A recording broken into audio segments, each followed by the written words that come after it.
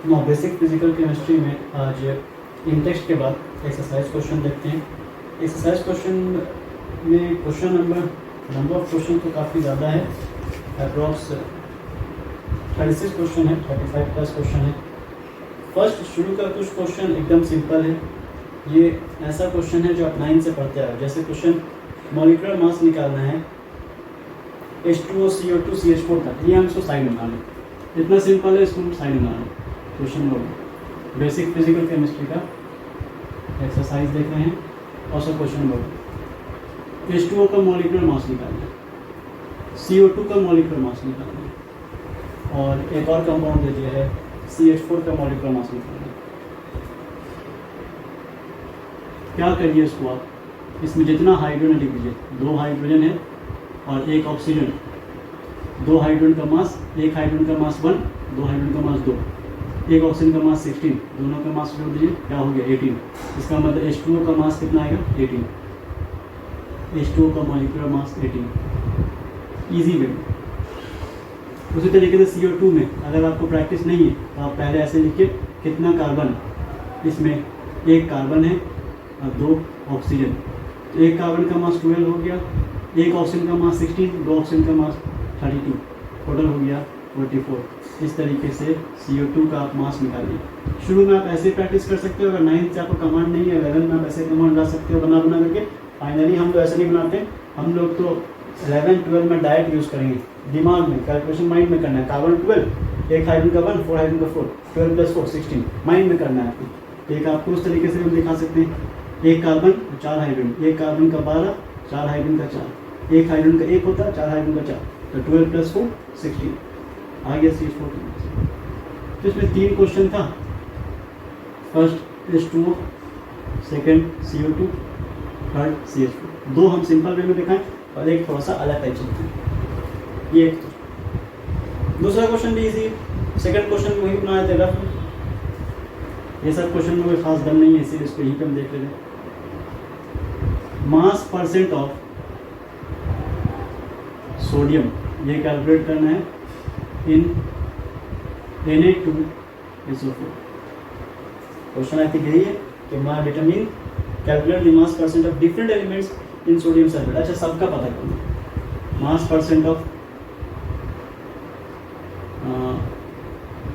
Percent, इसको इस तरीके से लिखिए, मास percent of all elements, mass percent of all elements in Na2SO4। ये कैलकुलेट करना है। क्या करिए, सबसे पहले सोडियम सल्फेट का मास निकालिए, टोटल मास। जिसका मास परसेंट निकालना है उसका आप टोटल मास निकालिए। यहाँ पे ये वाला तरीका यूज़ करिए, इसमें यहाँ इससे फ़ायदा होगा। क्या करेंगे, 2 सोडियम है, 1 सल्फर है और 4 ऑक्सीजन। 1 सोडियम 23, 2 सोडियम 46, सोडियम का मास पता चल गया, प्लस 1 सल्फर 32, 1 ऑक्सीजन 4 16 और 4 ऑक्सीजन 64। टोटल अगर ऐड कर दीजिएगा तो 64 और ये 46, ये हो गया 110, और 110 और 30 142। इस तरीके से Na2SO4 का मास निकल गया। अब निकालना है मास परसेंट ऑफ ऑल एलिमेंट्स। इसमें जो जो एलिमेंट तो पहले उसका निकालना है। तो फर्स्ट एलिमेंट सोडियम है, मास percent of sodium. Mass percent of sodium कैसे निकलेगा, सोडियम का मास बाय टोटल मास। तो मास ऑफ सोडियम, एक का हम लिख दे रहे फॉर्मूला, बाकी सबके नहीं लिखेंगे। Mass of sodium by mass of Na2SO4 into 100। किसी चीज़ का मास, किसी चीज़ का एक परसेंटेज निकाला जाता है, जिसका निकाला जाता है उसका हमेशा वैल्यू ऊपर होगा। अगर मास का परसेंट निकाल रहे हैं तो मास बाई मास का रेशियो होगा, और परसेंट निकाल रहे सोडियम का तो सोडियम का मास ऊपर होगा। आपको अपना मार्क्स का परसेंटेज निकालना है तो मार्क्स का परसेंटेज निकाल सकते हो।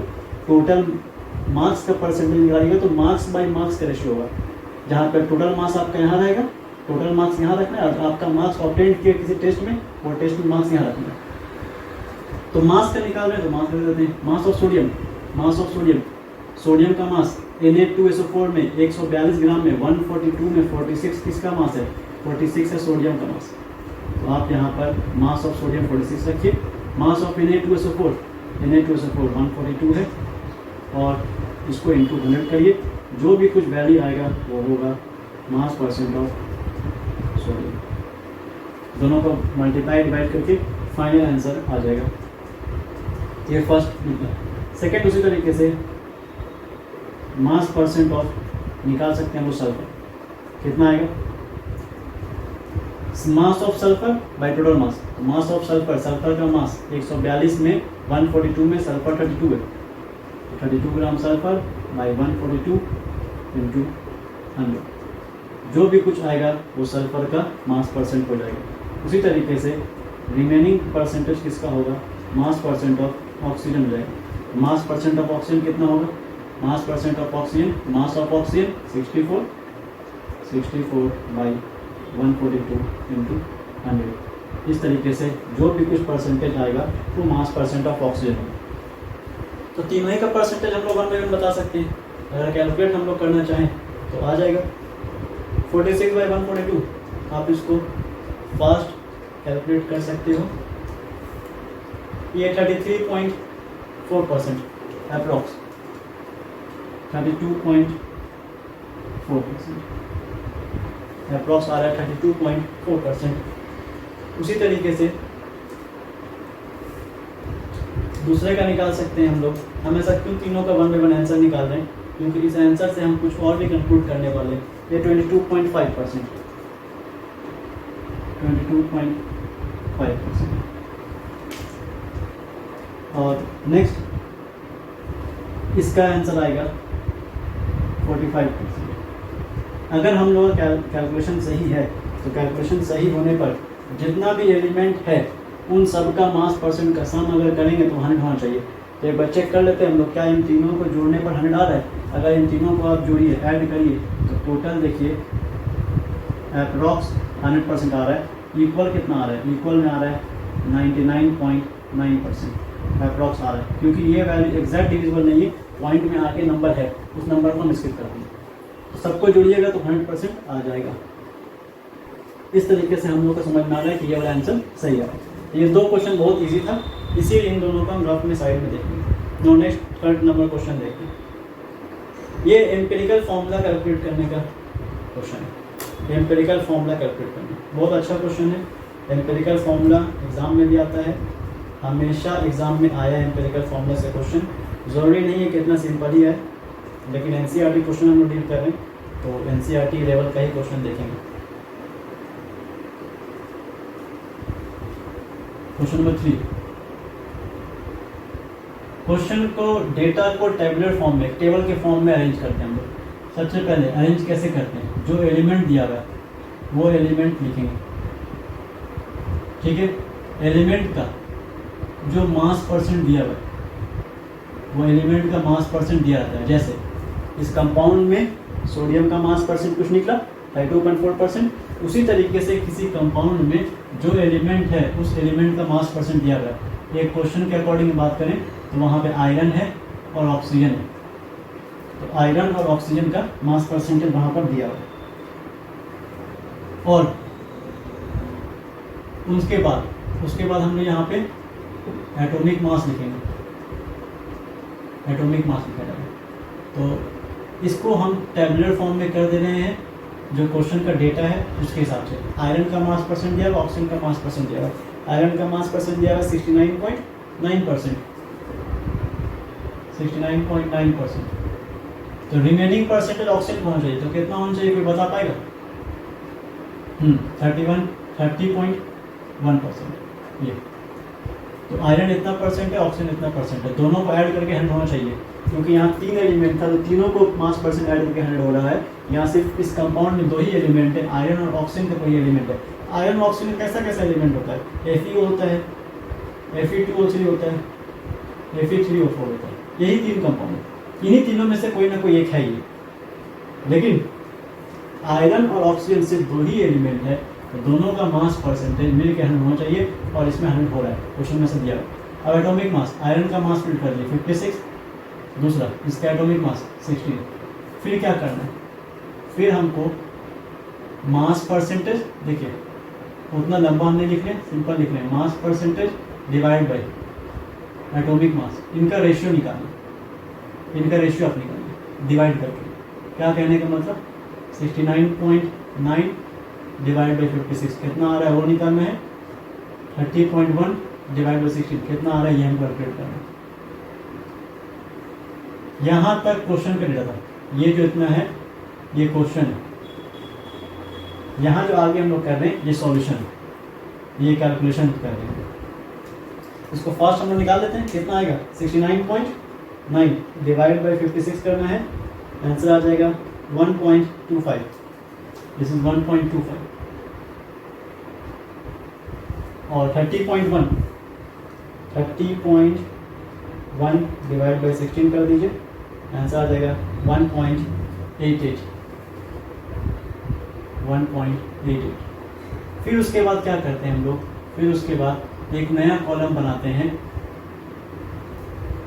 इसमें इन दोनों को ऐसे, इन दोनों से ही डिवाइड करना है। इन दोनों में कौन नंबर से डिवाइड करना है, जो दोनों में छोटा है। थ्योरी में भी हम लोग देख चुके हैं कि थ्योरी में ऐसा कॉन्सेप्ट होता है। थ्योरी में जब ये चीज़ पढ़े थे तो वहाँ पे बताए थे कि इन दोनों ही को डिवाइड करना है, लेकिन ऐसे नंबर से जो इन दोनों में छोटा है। जैसे 1.25 को डिवाइड करना है और 1.88 को डिवाइड करना है, तो दोनों में से कौन छोटा है 1.25, तो 1.25 से ही दोनों को डिवाइड करना है। जब 1.25 से डिवाइड करेंगे तो ये तो आ जाएगा 1, लेकिन ये कितना आ रहा है, जैसे ही 1.5 से डिवाइड करिएगा 1.88 को, 1.88 को डिवाइड करिएगा 1.25 से, तो ये अप्रॉक्स 1.5 आएगा और ये आ रहा है 1.5।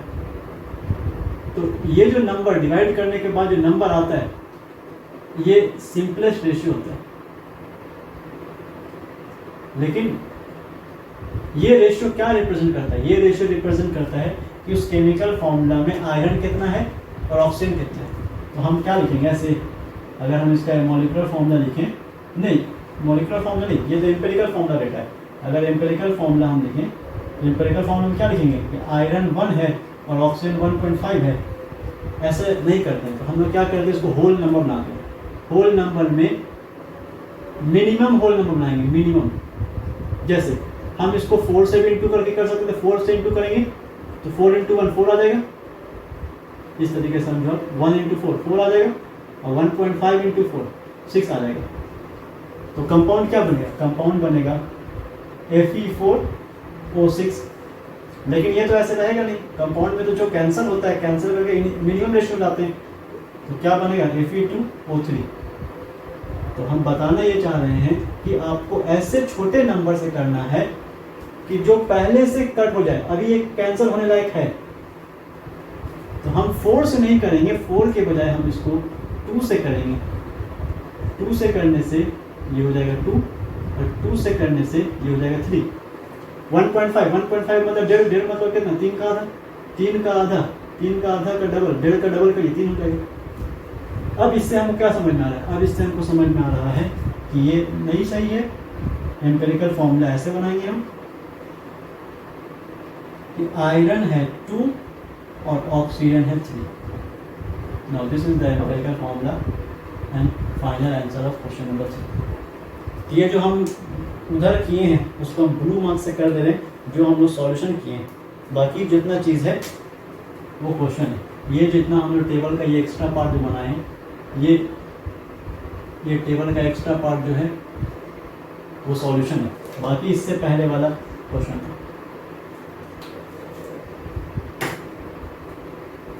ओके, थर्ड नंबर क्वेश्चन भी होगी। फोर्थ नंबर बहुत आसान, मोल कॉन्सेप्ट है। लेकिन क्वेश्चन नंबर 4 में आप समझिए क्या क्या है। पहले calculate the amount of carbon dioxide that could be produced when amount of CO2 produced हो रहा है। अलग अलग केस से अमाउंट ऑफ CO2 प्रोड्यूस होगा। पहला कंडीशन कह रहा है, पहला कंडीशन है कि 1 मोल कार्बन को जला दिया जाए। कार्बन है, ये कार्बन है, कार्बन सॉलिड स्टेट में होता है, इसको जला दिया है। जलाने से CO2 गैस बन रहा है। लेकिन ये कार्बन कितना मोल जलाया जा रहा है, क्वेश्चन में लिख दिया है, नंबर ऑफ मोल्स लिख दिया है। 1 मोल ये जलाया जा रहा है। कितना ऑक्सीजन का ज़रूरत है अभी हमको नहीं पता है, कितना CO2 बन रहा है ये हमको नहीं पता। हम क्या करेंगे, रिएक्शन को सबसे पहले बैलेंस करेंगे। रिएक्शन जैसे ही बैलेंस करिएगा तो देखेंगे बैलेंस करने में कि रिएक्शन बैलेंस्ड है, तो इसके आगे जो नंबर है वो रिप्रेजेंट करता है नंबर ऑफ मोल्स। इसके आगे 1 नंबर मीन्स 1 मोल, इसके आगे 1 नंबर है, इसका मतलब ये भी 1 मोल ही होना चाहिए। इसको हम दूसरे कलर से प्रिंट करते हैं ताकि आपको समझ में आए, ये हम लोग अपने से लाएँ। ये क्वेश्चन का ब्लू ब्लैक वाला क्वेश्चन का था, ये 1 मोल, ये हम लोग लाए कैलकुलेट करके। यहाँ भी ऑक्सीजन CO2 1 मोल। अब 1 मोल अगर कार्बन जलता है तो 1 मोल CO2 बनता है। 1 मोल CO2 का मास आप निकाल लीजिए। 1 मोल CO2 का मास क्या होगा?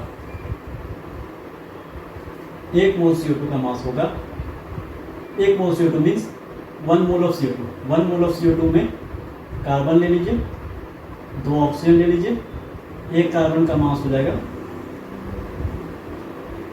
इस तरीके से मास ऑफ CO2। 1 कार्बन का मास हो जाएगा 12, 2 ऑक्सीजन का मास हो जाएगा 32, ये हो जाएगा 44। इसको सिर्फ आप ग्राम में रिप्रेजेंट कर दो, 1 मोल का मास निकल जाएगा। सिर्फ इसके आगे लगा दीजिए ग्राम, 1 मोल का मास निकल जाएगा। मास ऑफ CO2 आ चुका है। इसका मतलब अगर हम 1 मोल CO2 जलाते हैं तो क्वेश्चन पूछ रहा है calculate the amount of carbon dioxide that could be produced. तो कितना प्रोड्यूस होगा? जब हम 1 मोल कार्बन जलाएंगे तो 1 मोल CO2 मिलेगा। मोल्स के टर्म में, ग्राम के टर्म में कितना? मोल्स के टर्म में number of moles of CO2। ये कितना मिला हम लोग को? ये मिला 1 मोल। तो मोल्स के टर्म में ये आंसर 1 मोल है, या अमाउंट ऑफ मोल के टर्म में बता सकते हैं, अमाउंट ऑफ मास के टर्म में बता सकते हैं। तो मास के टर्म में भी हो गया अमाउंट, मोल्स के टर्म में भी अमाउंट हो गया। सेकेंड नंबर क्वेश्चन क्या कह रहा है? 1 mole of carbon is burn in 16 gram of dioxygen. अब कंडीशन दे दिया, सेकेंड नंबर क्वेश्चन में कुछ कंडीशन दे दिया है। किस तरीके से? कार्बन 1 ही मोल जलाया जा रहा है, कार्बन का कंबशन कराया जा रहा है, वो कार्बन 1 मोल ही है। कार्बन है, नंबर ऑफ मोल्स के टर्म में 1 मोल। अगर हम रिएक्शन करें और मास दे दिया है, इसका कितना मोल से ये नहीं पता, इसका कितना मोल से कितना मोल से नहीं पता, लेकिन मास जरूर दे दिया है। मास दे दिया है कि ऑक्सीजन 16 ग्राम और CO2 कितना बन रहा है, CO2 कितना ग्राम बनेगा नहीं पता, कार्बन कितना ग्राम जल रहा है नहीं पता। ये हम लोगों को कार्बन मोल्स के टर्म में दिया है और ऑक्सीजन ग्राम मास के टर्म में दिया है, दोनों ही को हम डेटा लिख दिए। एक चीज आप पहले समझिए, रिएक्शन बैलेंस है, रिएक्शन बैलेंस है। 16 gram carbon means 16 gram oxygen means कितना मोल? अगर हम कहें ऑक्सीजन जब रिएक्ट करता है इस स्टोइकियोमेट्रिक रेशियो में 1 मोल कार्बन, 1 मोल ऑक्सीजन, 1 मोल CO2, तो 1 मोल ऑक्सीजन रिएक्ट करता है और 1 मोल CO2 बनता है। तो 1 मोल कार्बन से 1 मोल ऑक्सीजन बनेगा, 1 मोल CO2 प्रोड्यूस करेगा। ये हम लोग बता सकते हैं। 1 मोल ऑक्सीजन का मतलब कितना होता है? 1 मोल ऑक्सीजन का मतलब होगा 16 × 2 मीन्स 32। बस इसमें क्या लगा दीजिए ग्राम। तो 1 मोल ऑक्सीजन का मतलब होगा 32 ग्राम। आप एक चीज सोचो, 32 ग्राम 32 ग्राम में 1 मोल कार्बन रिएक्ट करता है। अब 1 मोल कार्बन का क्या मतलब होगा? 12 ग्राम। 1 मोल कार्बन 12 ग्राम। 1 मोल CO2 का मतलब क्या होगा? 44 ग्राम। अब जस्ट सोचो, रिएक्शन बैलेंस्ड है, 32 का आधा हो गया 16, तो 12 का आधा हो जाएगा क्या? 6 ग्राम। इसका मतलब 6 ग्राम कार्बन 16 ग्राम ऑक्सीजन के साथ 6 ग्राम कार्बन का ज़रूरत है। 1 मोल कार्बन का ज़रूरत नहीं है, 12 ग्राम कार्बन का ज़रूरत नहीं है। लेकिन हम लोगों को कार्बन का नहीं निकालना है, हम लोग को मेन किसका निकालना है? ऑक्सीजन का। अब यहाँ से आते हैं, 32 ग्राम से 44 ग्राम बनता है। 32 ग्राम ऑक्सीजन जब हम जलाते हैं तो 44 ग्राम ऑक्सीजन बनता है। तो 16 ग्राम ऑक्सीजन जलाएंगे, जैसे इसका आधा हो गया, तो ये कितना होना चाहिए 20 ग्राम। लेकिन अगर ऐसे आपको समझ में नहीं आ रहा है ये डेटा के अलावा, तो आप क्या कर सकते हो, ये कितना ग्राम बना इसको लेट कर देते एक्स, इसको लेट कर लिया एक्स, इसको रहने देते, नहीं पता हमको। और ये कितना ग्राम बना, let it be Y gram. Y gram of CO2 is produced when 16 gram of oxygen, 1 mole of carbon is burn in presence of 16 gram of oxygen. क्या करेंगे हम लोग, law of conservation of mass पढ़ें, law of definite proportion पढ़ें। Definite proportion क्या कहता है, definite proportion कहता है कि हर एलिमेंट्स का रेशियो क्या होगा, फिक्स होगा। 12:32:44 ये रेशियो फिक्स होगा। 12:32:44 मिनिमम रेशियो करेंगे तो 4 सब कैंसिल हो जाएगा, ये हो जाएगा 3:8:11। इसका मतलब हमेशा कार्बन 3 ग्राम रहेगा तो ऑक्सीजन 8 ग्राम चाहिए, CO2 11 ग्राम बनेगा, हमेशा ये रेशियो मेंटेन रहेगा। अब हमको वाई पता करना है कि वाई कितना ग्राम बना है, तो क्या करेंगे, इसका और इसका रेशियो, इसका और इसका रेशियो इक्वल कर देंगे। हम क्या कहना चाह रहे हैं, 32/44 का जो रेशियो होगा, 32/44 बैलेंस्ड केमिकल इक्वेशन डेटा आया, 32/44 का जो रेशियो होगा वही 16/y का रेशियो होगा। और इससे भी अगर आप कैलकुलेट करिएगा तो y का वैल्यू 22 ग्राम आ जाएगा। आप कैलकुलेट करके देख लो, 22 ग्राम आया। कैसे, 16 का देखो ये 1, 16 पे डबल है 2, 2 से 22 टाइम्स में, तो 22 टाइम्स में 1 की जगह 1, y की जगह 22, इट मीन्स y 22 ग्राम। इसका मतलब 22 ग्राम CO2 बनेगा। तो मास ऑफ CO2 प्रोड्यूस्ड यहाँ बता सकते हैं हम 22 ग्राम। मोल्स के टाइम बता सकते हैं, number of moles of CO2 यही बता सकते हैं। 44 ग्राम का मतलब होता है 1 मोल, तो 22 ग्राम का मतलब आधा मोल, half moles. No, third question easy है। 2 moles of carbon are burned in 16 gram of dioxygen. Same question है, कार्बन का क्वांटिटी चेंज कर दिया। कार्बन का क्वांटिटी चेंज करने से कोई फर्क नहीं पड़ेगा। Carbon, oxygen, CO2। सबसे पहले रिएक्शन बैलेंस करिए। अगर रिएक्शन बैलेंस करिएगा तो एक चीज़ आपको समझ में आ जाएगा, क्वेश्चन के डेटा के अकॉर्डिंग जो क्वेश्चन को बैलेंस करने से क्वेश्चन स्टोइकियोमेट्रिक कोएफिशिएंट का नंबर ऑफ मोल्स पता जाएगा। ये 1 मोल होगा, मीन्स 12 ग्राम। ये 1 मोल ऑफ ऑक्सीजन होगा, 1 मोल ऑफ ऑक्सीजन मतलब कितना, 2 ऑक्सीजन है इसमें, 32 हो गया, यूनिट का लगा दीजिए ग्राम। ये कितना मिलेगा, ये भी 1 मोल ऑफ CO2 बनेगा। रिएक्शन बैलेंस है, 1 आगे लिखा हुआ, 1 मोल कर दिए, और 1 मोल का मतलब होता है 44, आगे लगा दीजिए ग्राम, 1 मोल का मास निकल गया। ये एक बैलेंस केमिकल इक्वेशन में होता है। इसका मतलब हम कह सकते हैं 1 मोल कार्बन अगर रिएक्ट करता है तो 1 मोल ऑक्सीजन की जरूरत है और 1 मोल CO2 बनता है। तो अब क्वेश्चन का डेटा कह रहा है कि कार्बन जो आप लिए हो वो कार्बन 2 मोल्स है, तो 2 मोल्स के साथ कितना ऑक्सीजन की जरूरत पड़ेगा, 2 मोल्स ऑक्सीजन की जरूरत पड़ेगा। और 2 मोल्स के साथ कितना मोल CO2 बनेगा, 2 मोल्स CO2 बनेगा। 2 मोल्स के साथ 2 मोल्स ऑक्सीजन का जरूरत पड़ेगा और 2 मोल्स CO2 बनेगा। इसको मास के टर्म में देखें, 1 मोल का मतलब 12 ग्राम, 2 मोल का मतलब 24 ग्राम, 1 मोल्स का मतलब है 2 ग्राम, 2 मोल्स का मतलब है 64 ग्राम। 2 मोल्स का 1 मोल्स का मतलब 44 ग्राम, 2 मोल्स का मतलब 88 ग्राम। इन दोनों का मास जोड़ के इसके मास का आना चाहिए according to law of conservation of mass, और आ भी है, सही है। दूसरा चीज, जब 2 मोल्स कार्बन का आप कंबशन करवाइएगा according to given data, 2 moles carbon का कंबशन कराया जा रहा है, 2 मोल्स कार्बन का कंबशन कराइएगा तो 64 ग्राम ऑक्सीजन का जरूरत है। हम लोग के पास का 64 ग्राम है नहीं, क्वेश्चन के अकॉर्डिंग 64 ग्राम नहीं। क्या कर रहे हैं, कार्बन जरूर ज़्यादा ले लिए हैं, कार्बन 24 ग्राम जरूर ले लिए हैं, लेकिन ऑक्सीजन कम सप्लाई कर रहे हैं, कंबशन कराने में ऑक्सीजन कम सप्लाई कर रहे हैं, वहाँ पे ऑक्सीजन की कमी है। तो 24 का 24 ग्राम 22 24 का 24 to 24 gram means 2 moles carbon का कंबशन नहीं हो पाएगा। तो क्या होगा देखिए, हम बता सकते हैं इसको मोल्स और मास के रेशियो में।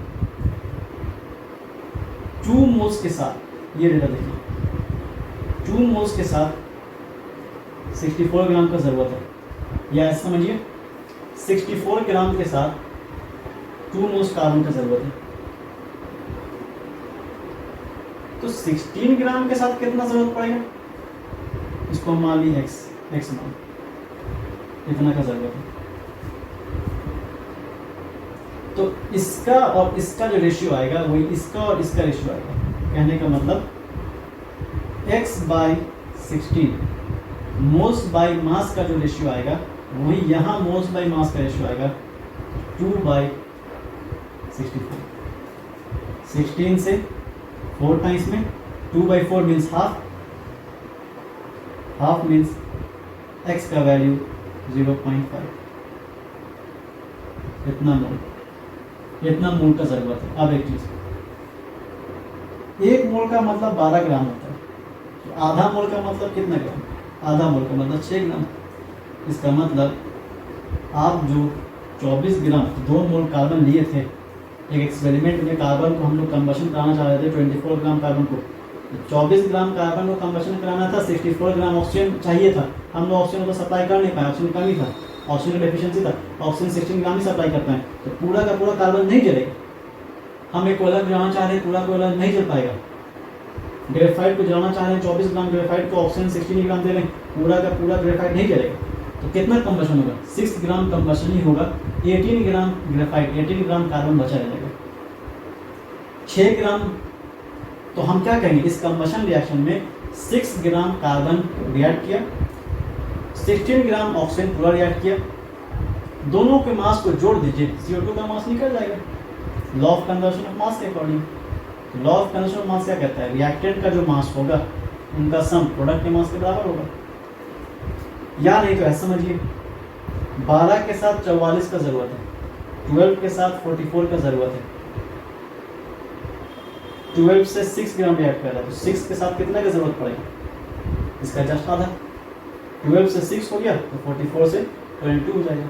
और नहीं तो आप लॉ ऑफ कंजर्वेशन ऑफ मास से निकालिए, मास ऑफ CO2 जो होगा वो mass of carbon plus mass of oxygen. कौन सा मास, वो मास नहीं जो क्वेश्चन में दे दिया गया है, वो मास जो एक्चुअल में रिएक्ट कर रहा है।